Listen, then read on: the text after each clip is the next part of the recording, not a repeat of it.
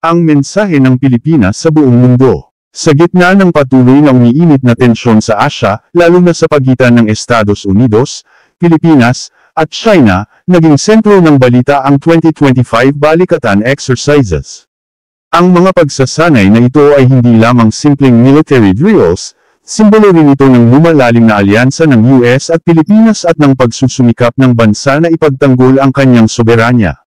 Habang ang mga mata ng mundo ay nakatuon sa South China Sea at sa lumalawak na impluwensya ng China, ang Balikatan Exercises ay nagsisilbing mensahe ng katatagan at kahandaan ng Pilipinas sa harap ng mga hamon sa rehiyon. Nagsimula ang 2025 Balikatan Military Exercises sa pagitan ng Estados Unidos at Pilipinas, na nagpapataas ng tensyon sa rehiyon, lalo na sa China.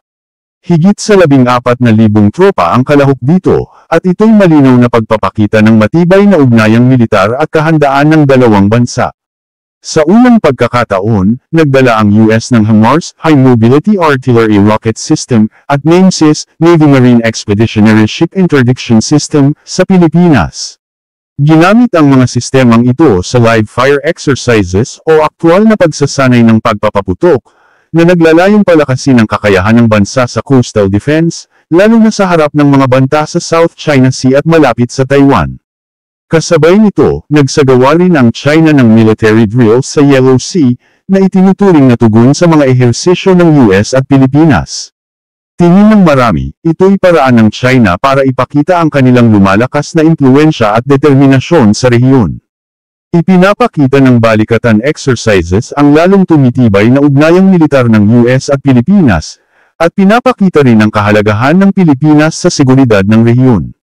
Ang pagdadala ng mga advanced na armas at laki ng mga ehersisyo ay nagpapakita ng seryosong intensyon na palakasin ang depensa sa gitna ng tumitinding tensyon sa Indo-Pacific. Maraming mga Pilipino ang may halong kaba at pag-asa sa balitang ito. Kinakabahan sila dahil lumalaki na talaga ang tensyon sa pagitan ng US at China, at tayo ang nasa gitna. Pero may pag-asa rin dahil sa wakas ay lumalakas na ang depensa natin, lalo na sa West Philippine Sea na matagal ng pinagtatalunan. Sana lang ay hindi tayo maging laruan ng mga superpower at mailagay sa panganib.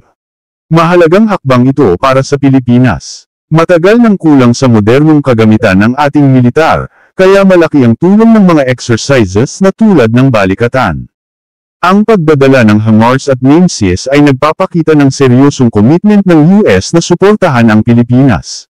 Pero may babala rin, habang lumalakas tayo, asahan nating lalakas din ang kilos ng China, tulad ng nakita na natin sa Yellow Sea. Sa social media, hati naman ang reaksyon ng mga Pilipino. May mga nagsasabing, "Go Pilipinas!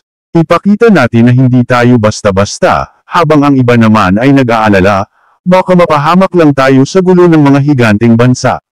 May ilan ding nagsasabi na imbes na sa military exercises mag-focus, mas dapat unahin ng gobyerno ang mga problema sa ekonomiya at kahirapan sa bansa. Nagpapadala ng malinaw na mensahe ang Balikatan Exercises hindi lang sa China, kundi pati sa buong mundo, handang ipaglaban ng Pilipinas ang kanyang teritoryo, at hindi siya nag-iisa.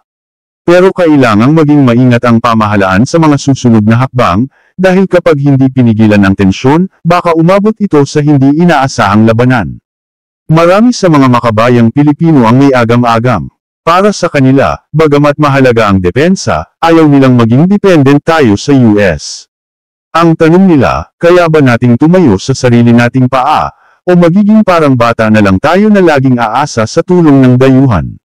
Naniniwala silang dapat sabayan ang military exercises ng pagsasarili sa ekonomiya at pagpapalakas ng sariling hukbong sandatahan.